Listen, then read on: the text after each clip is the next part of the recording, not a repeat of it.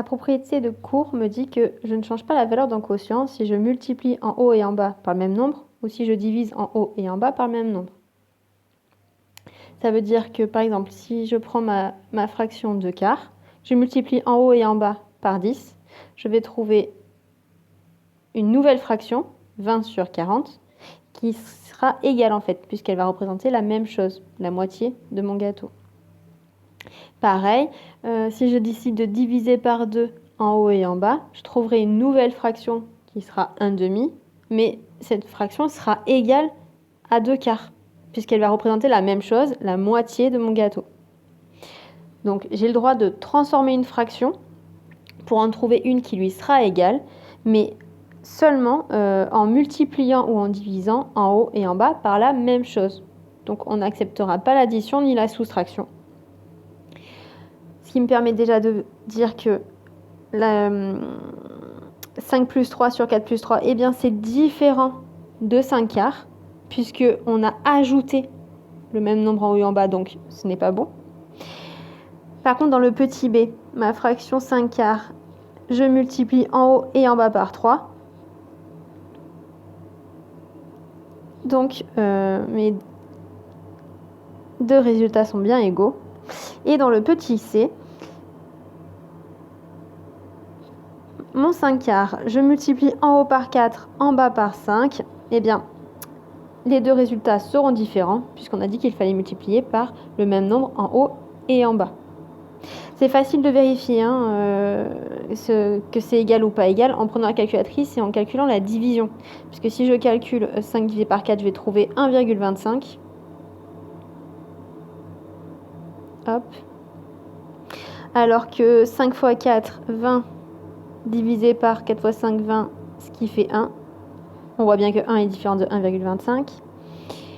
Et pareil pour celui-ci, si je calcule, je vais avoir 8 sur 7, ce qui est à peu près égal à 1,14.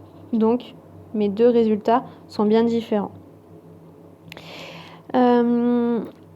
En appliquant la même propriété, eh bien, je peux dire déjà que dans le D, les deux résultats sont égaux, puisque si je multiplie 4 par 11 et 5 par 11, j'aurai 44 sur 55. Pareil pour le G, les deux résultats sont égaux, puisque si je calcule 4 fois 2, ce qui me donnera 8, et 5 fois 2 me donnera 10. Donc j'ai bien multiplié en haut et en bas par le même nombre, donc mes deux fractions sont égales. Maintenant je change d'explication, je ne vais plus utiliser la propriété, je vais utiliser des astuces beaucoup plus simples d'ailleurs.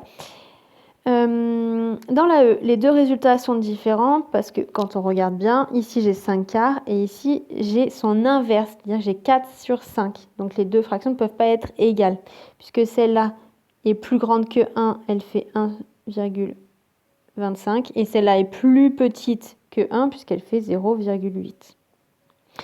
4 divisé par 5, ça ne peut pas être égal à 4,5 puisque d'ailleurs on l'a calculé, ça fait 0,8, donc on voit bien que c'est pas du tout égal.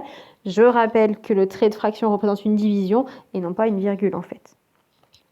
Dans le H, alors mes deux résultats vont être égaux. Parce que si je calcule ma division, 11 divisé par 11, 11 bonbons distribués à 11 élèves, ça fait 1. 4 divisé par 4, eh bien ça fait aussi 1.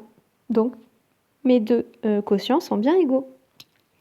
Et pour terminer le I, eh bien 4 ne peut pas être égal à 36 divisé par 8, puisque je vous rappelle que 4 est plutôt le résultat de 36 divisé par 9, puisque 4 fois 9 est égal à 36, et que 4 fois 8 est égal à 32.